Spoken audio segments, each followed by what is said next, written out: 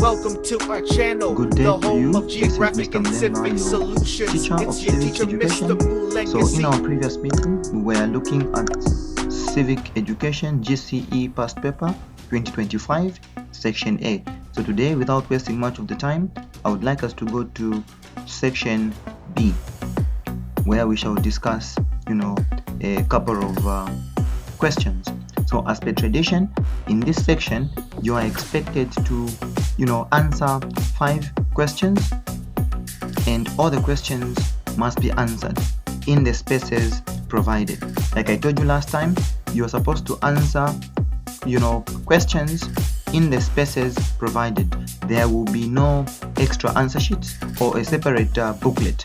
All the answers must be written in a in the question paper. So let's get to question 1. So question 1 says, explain the following concepts in relation to citizenship. So the first concept is repatriation. Now, what is repatriation? Now, by definition, repatriation simply means, going back to, your country of origin. So repatriation can either be voluntary or forced. So if it is voluntary repatriation, we call it going back home, at your own will. If it is forced repatriation, this is where one is being sent back to his or her country of origin. So here we are saying repatriation is simply going back to your country of origin.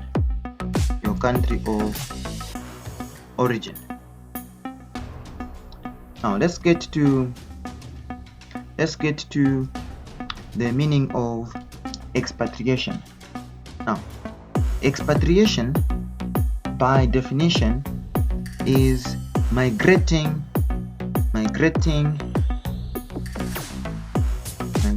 from your native or country of origin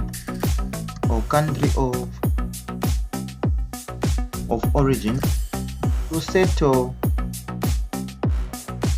in another country.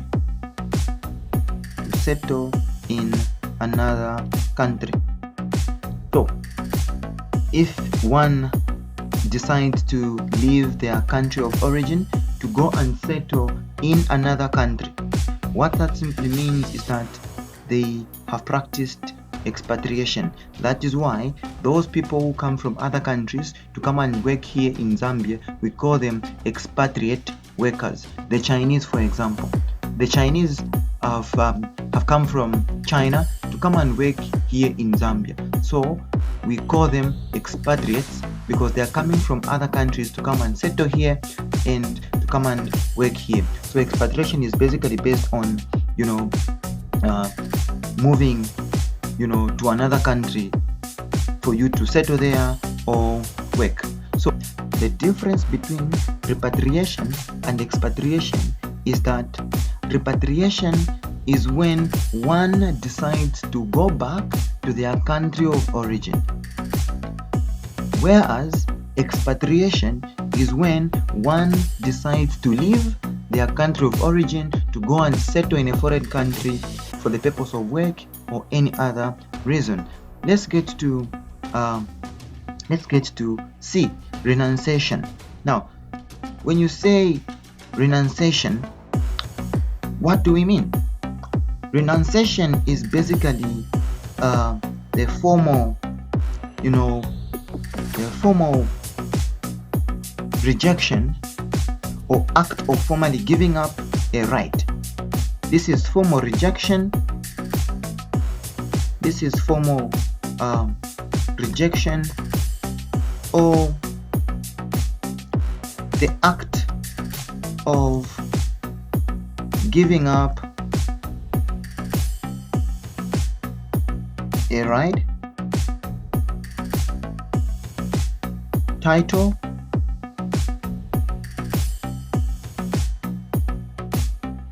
a right, title, claim, or belief. So basically, when you talk about citizenship renunciation, you are talking about when someone formally gives up their citizenship. You stop being a Zambian citizen by formally giving up your citizenship. Now let's get to D. Now this says presidential grant. First of all, you need to understand what a grant is. So a grant basically means being given something. So to be granted is to be given something. So when you say presidential grant in relation to citizenship, you are basically talking about the president who happens to hold the highest office in the country, granting or giving citizenship to a foreigner. Now, it is not just any other foreigner, it is a foreigner who the president has seen to say deserves citizenship. So in this case, we are saying presidential grant. This is when the president or the highest office of the country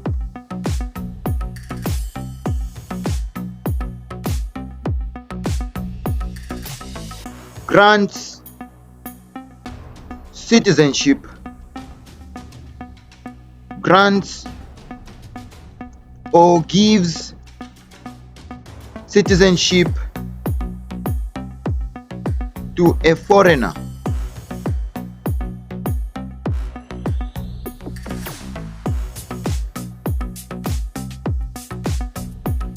So that is basically what presidential grant in relation to citizenship is. This is when the president or the highest office of the country grants or gives citizenship to a foreigner. And this foreigner is not just any other foreigner, but a foreigner who has proven to be worth granting citizenship.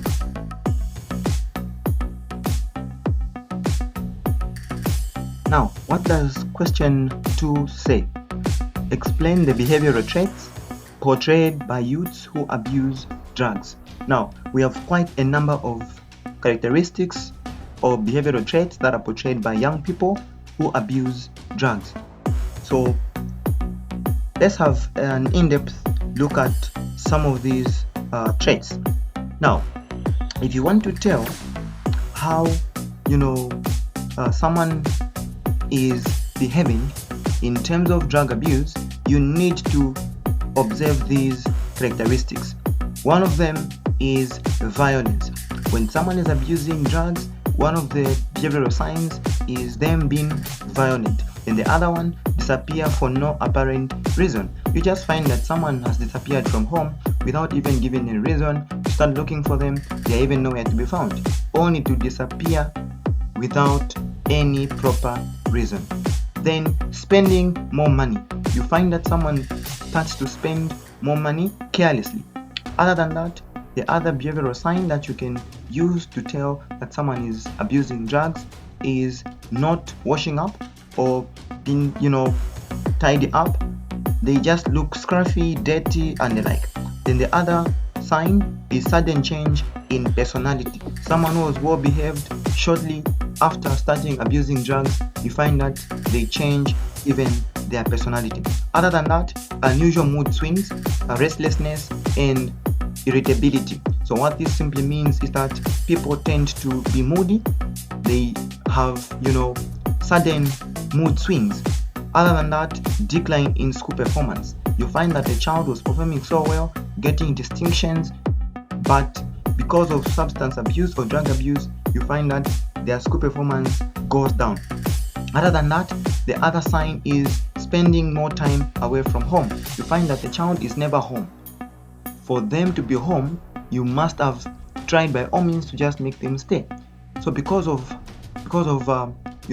that habit of spending more time away from home, you can be able to tell that the child or the young person is abusing drugs. Other than that, stealing money or goods and excessive spending or borrowing of money, that is another sign. Heavy use of perfumes to disguise the smell of the substances, that is another sign. You find that you use a lot of perfume, heavy use of perfume, so that they just disguise that smell of substances. Other than that, associating with a particular group, especially one that abuses substances, you find that this young person is only being found with people who abuse substance. Obviously, you'll be able to tell that my child or that young person is also abusing drugs. They usually say that if you want to tell someone's behavior, just look at the kind of friends they associate with. So associating with a particular group, especially one that abuses substances, is one way to tell that a young person is abusing drugs. Then other than that, lack of interest in schoolwork as well as absenteeism from work. Loss of appetite, that is another sign. Other than that, wearing of sunglasses at an appropriate time to disguise their appearance. Even in the evening, you find that someone is wearing, sunglasses just for them not to expose their red eyes or watery eyes. Now, the other very important, sign that a young person or someone is abusing substance is by being in possession of certain objects such as syringes and needles. Other than that, small plastic or glass bottles, pill boxes, plastic cell phone, plastic cellophane or metal foil wrappers, plastic cellophane or metal foil wrappers, straws, sugar lamps, foil container or metal tins usually discolored by heat. So those are very key to observe for you to know that a young person is abusing substance. So basically, those are the answers that we can give on this particular question. Question 2 on the behavioral traits portrayed by youths who abuse drugs. Now, question 3 says, explain the concept conflict resolution. Explain the concept conflict resolution. Now, when you look at conflict resolution, you are basically looking at a way of resolving conflict, settlement, or avoidance of disputes between individuals or groups through solutions that avoid violence and attempt to reunite or reharmonize the people in conflict. So when you talk about conflict resolution, this is the settlement or avoidance of disputes between individuals or groups through solutions that avoid violence and attempt to reunite and reharmonize people. Now, it says, list 2 methods of promoting peace. List 2 methods of promoting peace. Now, we have quite a long list of methods of promoting peace, and based on this picture, I'm sure you can even be able to tell one of those methods. What do you think this picture is telling us as a way of promoting peace? Now, one of the ways of promoting peace is intermarriages. Intermarriages. So among people of different ethnic groupings, intermarriages are good. They're a good method of promoting peace. If a Bemba marries a Tonga woman, you find that children in that marriage are going to be neutral. And in that sense, you find that peace will be prevailed, in that sense, you find that peace will prevail. Now, the other method of promoting peace is friendship. Reciprocity, that is also another method other than friendship. Apart from reciprocity, the other method of promoting peace is mutual aid. which is the type of creating peace which involves exchanging help, assistance, or aid in times of problems. Other than mutual aid, the other method of promoting peace is forgiveness. Just simply say, I am sorry. Forgiveness is another method of promoting peace. So when somebody has committed an offense, people become kind enough to forgive such a person if they ask for forgiveness. Other than that, the other method of promoting peace is tolerance. When we say tolerance, we are talking about accepting different or opposing viewpoints. That is what we mean when we say tolerance, the ability to accept and respect differences in opinions, beliefs, behaviors, or of other people, even if they differ from your own. Respect, that is another method of promoting peace. Other than respect, justice or fairness is another method of promoting peace. So those are some of the methods of promoting peace which you're expected to write on this particular question 3B. Now let's get to C.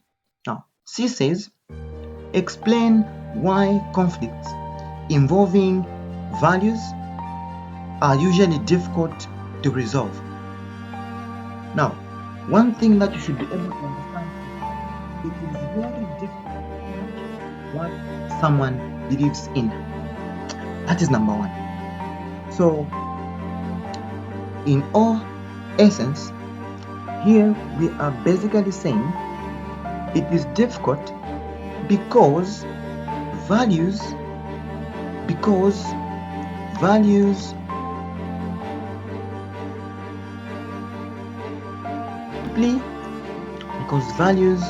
are deeply rooted.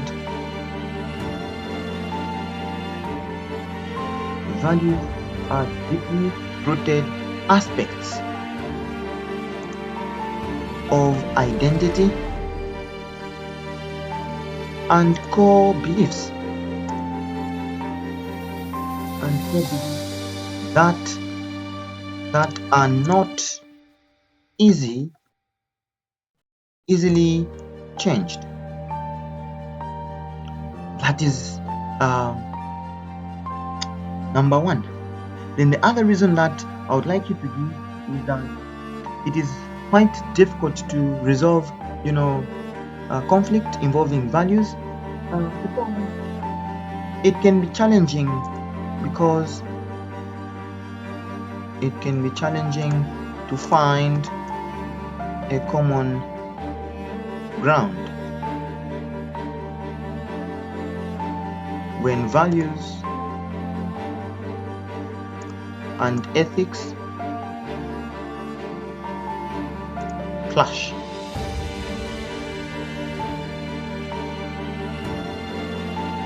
Other than that, the other reason that you can do,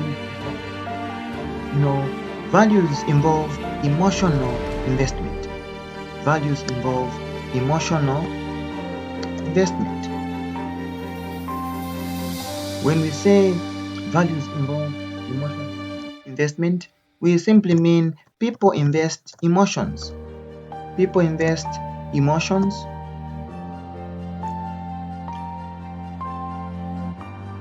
in values. Hence,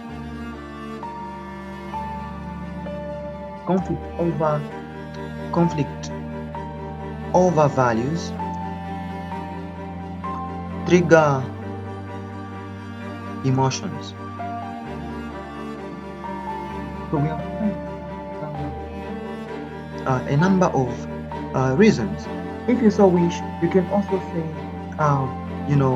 values or beliefs are considered sacred.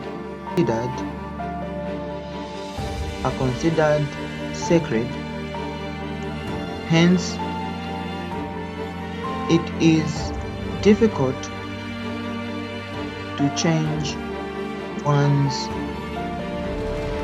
perspective.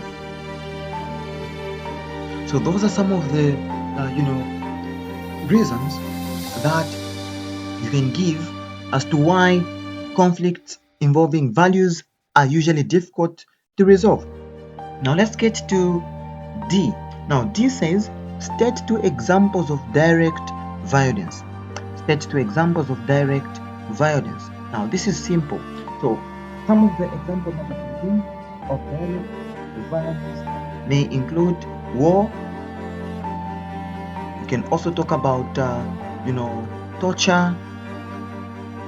You can also talk about sexual violence, such as rape and defilement.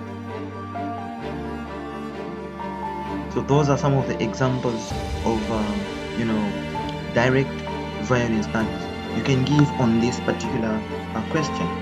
Now let's move and get to question 4. Now, question 4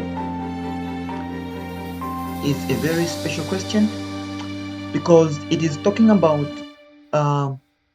the specialized human rights instruments, coming from one of the most interesting grade 12 topics, specialized human rights instruments. So question 4 says, study the table on specialized human rights instruments and answer the questions that follow. Let's look at the table.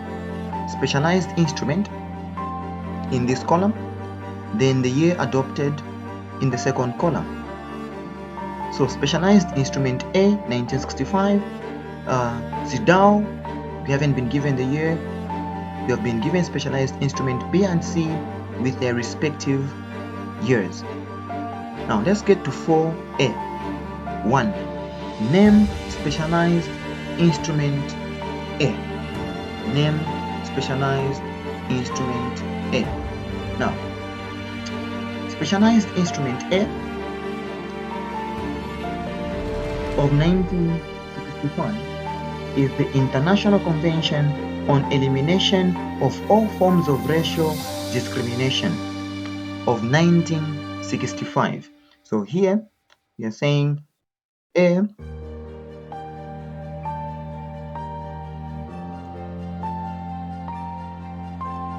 is the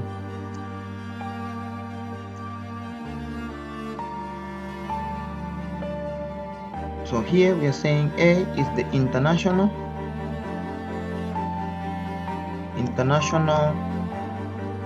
Convention on Elimination of all forms of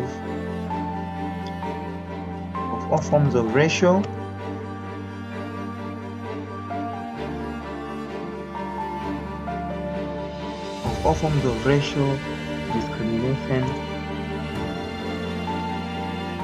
that is ICERD of 1965. International Convention on Elimination of All Forms of Racial Discrimination of 1965. Now describe two actions state parties are expected to undertake to enforce the instrument mentioned in A.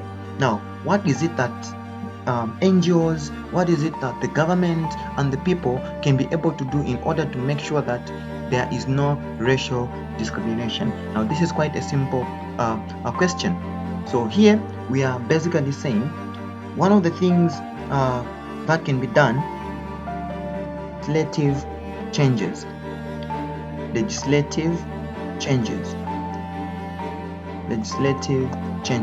Now when we say legislative change, we are basically talking about repealing the laws, repeal laws that promote racial discrimination.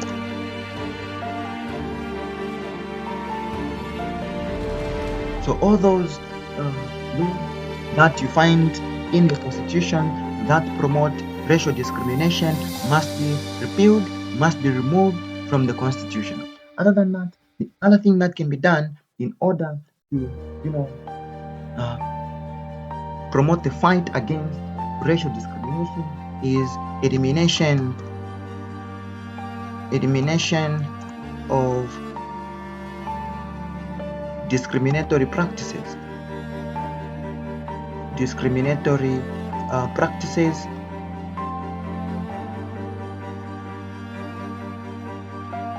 Other than that, you can also talk about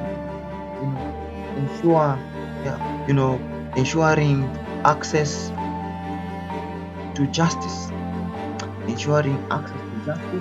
and fair trial for all, whether you're white, whether you're a black person, whether you're a Caucasoid.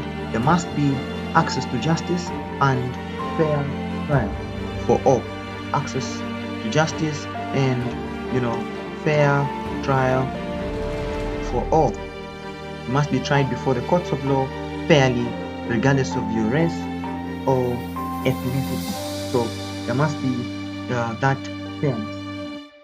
Other than that, the other thing that can be done is provision of remedies, provision of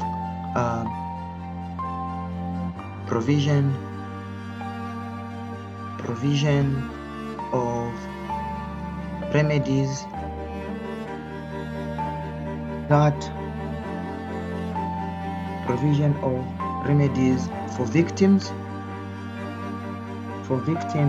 of racial discrimination. If you are a victim of racial discrimination, there must be something that must be done in order to help you come out of that situation. So those are some of the things that we can point out when talking about the actions that can be taken by state parties to undertake the enforcement of International Convention on Elimination of all forms of racial discrimination. Now let's get to B.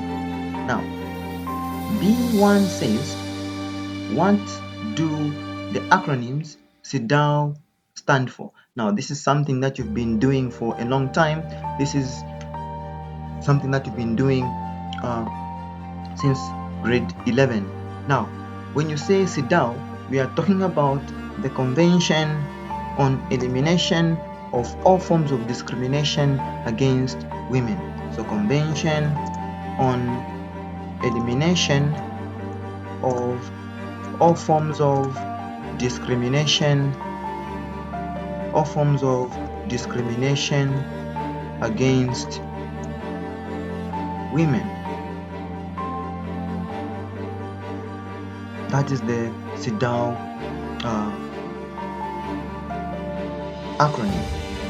Now, when was the CEDAW adopted? When was CEDAW adopted? So the CEDAW was adopted in the year 1979. So it was adopted in the year 1979. Now, name specialized instrument B and C. Name specialized instruments B and C. Now, allow me to take you back to the table. Specialized instruments B and C. So here, for you to know specialized instrument B and C, you must first of all look at the year. So which specialized instrument was adopted in the year 1984 and which specialized instrument, human rights instrument, was adopted in the year 1989. So you must be able to look at the years for you to know the specialized human rights instrument. So B and C, very simple. So we all know that in the year 1984, the specialized instrument which was adopted is the Convention Against Torture and Other Cruel, Inhuman, or Degrading Treatment or Punishment. We simply call it CAT, Convention Against Torture. Convention Against Torture. In 1989, very interesting, especially for young people. So the specialized human rights instrument which was adopted in the year 1989 is the United Nations Convention on the Rights of a Child, UNCRC. So you need to know those years in which the specialized human rights instruments were adopted.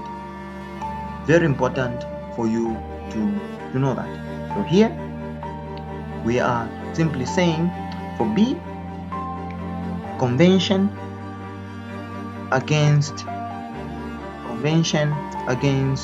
torture and other inhuman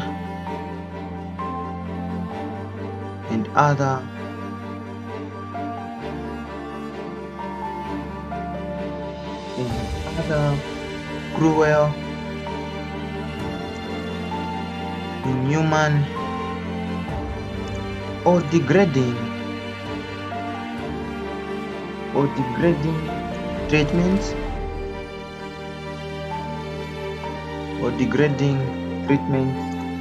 or punishments. So we simply call this CAT. So Convention Against Torture and Other Cruel, Inhuman, or Degrading Treatment or Punishment, CAT, which is the Convention Against Torture. Now, let's get the United Nations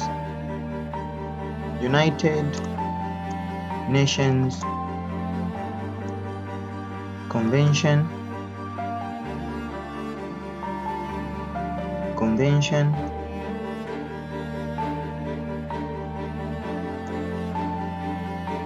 United Nations Convention on the Rights of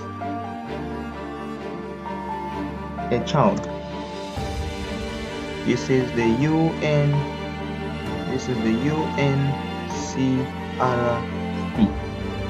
So that is the specialized instrument C. Now let's get to the first optional protocol to C. Now one thing that you should be able to understand is that the United Nations Convention on the Rights of a Child has two optional protocols. There is the first optional protocol and there is the second optional protocol.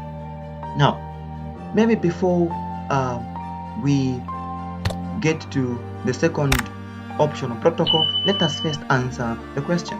So the first optional protocol talks about sale of children, child prostitution, and child pornography. So it speaks against sale of children, child prostitution,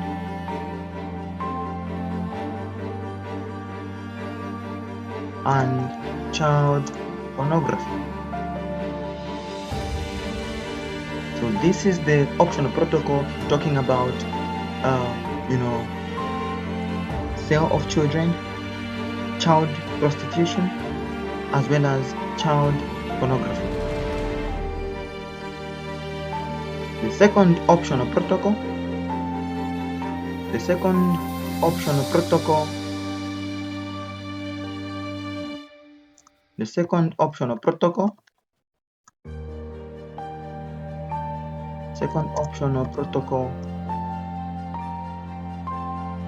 talks about involving children in armed conflicts. So it speaks against involving children in armed conflicts. So second optional protocol speaks against involving children in armed conflicts, and the first optional protocol talks about sale of children, child prostitution, and child pornography. So that is question 4. Let's get to question 5 in the interest of time. Now, question 5 is a very interesting topic. It's coming from environmental education, which is one of the key topics in grade 12. So question 5 says, study the diagram showing the components of the environment. study the diagram showing the components of the environment. Explain the concept environment. The surrounding, and everything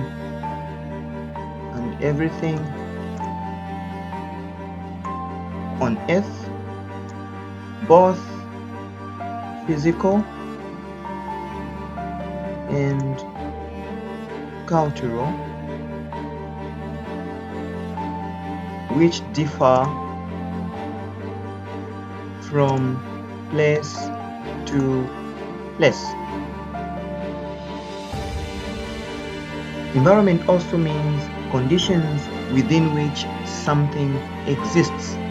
Now, away from that, I would like you to also understand B. So what do the letters X and Y represent in the diagram? What do the letters X and Y represent in the diagram? What do the letters X and Y represent in the diagram? Now this is very simple.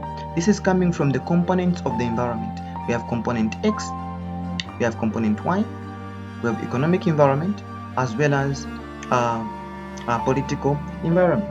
So for X is basically the natural environment. Then Y, it is social and cultural environment. So we have 4 components of the environment. In the exam, when they ask you to talk about the components of the environment, you talk about 4 components of the environment, which is X, natural environment, economic environment, and Y, social and cultural environment. Then we have political environment. Very important. So here we are saying X is the natural environment. Natural environment. Then Y, it is the social and cultural environment. Social and cultural environment. So those are the components which we are missing on the diagram, X and Y. Now let's get to C. Now C says, give one example of biodegradable substances. Give one example of biodegradable substances. Remember, substances can either be biodegradable or non-biodegradable substances. So let me take you to this work. Now let me take you to the meaning of biodegradable and non-biodegradable materials. Now when we say biodegradable substances or materials are basically materials that decompose in the environment as a result of biological action. For example, peels of vegetables and peppers. In other words, when we say biodegradable materials, we are talking about those materials or substances that easily decompose in the environment. They do not even take long for them to decompose. But when you talk about non-biodegradable materials, these are synthetic substances that do not decompose so easily. For example, aluminium and plastics can remain in the environment for hundreds of years because organisms that feed on them are rare.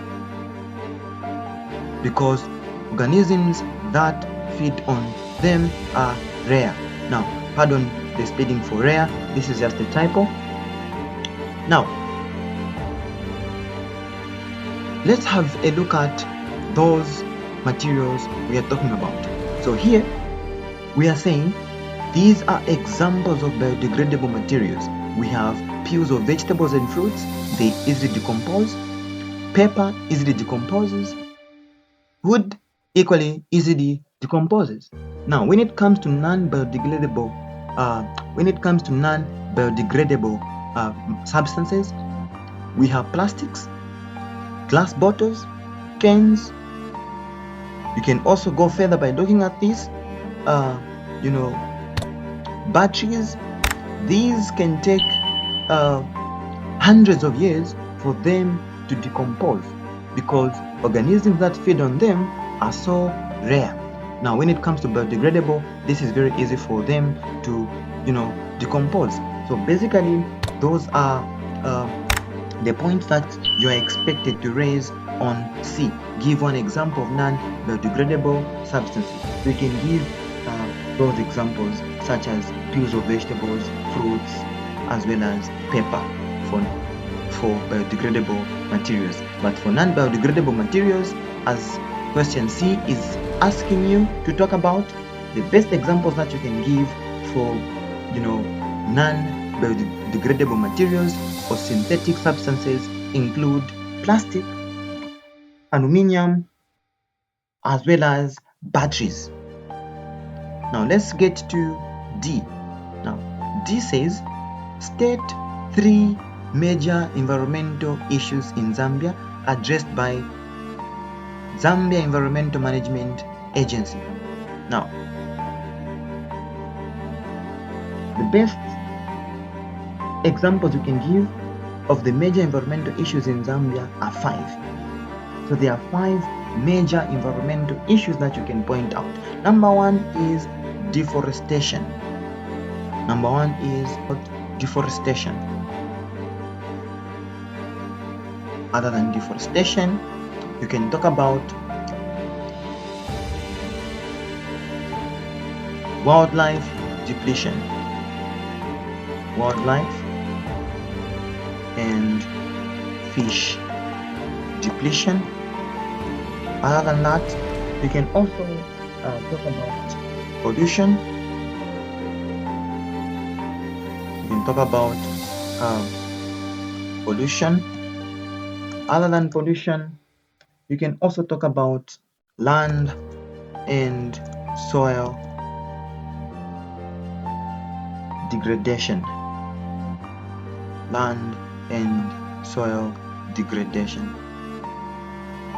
Other than that, you can also talk about inadequate and poor sanitation.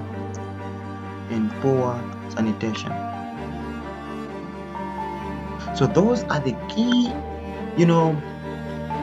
major environmental issues in Zambia addressed by ZEMA: deforestation, wildlife and fish depletion, pollution, land and soil degradation, as well as inadequate and poor sanitation. Now, let's go to E. Zambia Environmental Management Agency, ZEMA, was formerly known as, now, this is very simple. ZEMA was formerly known as ECZ, Environmental Council of Zambia. Environmental Council of Zambia, or simply ECZ. So we have come to the end of section B. Take time to subscribe to the channel for more content and look out for our next video. Stay well.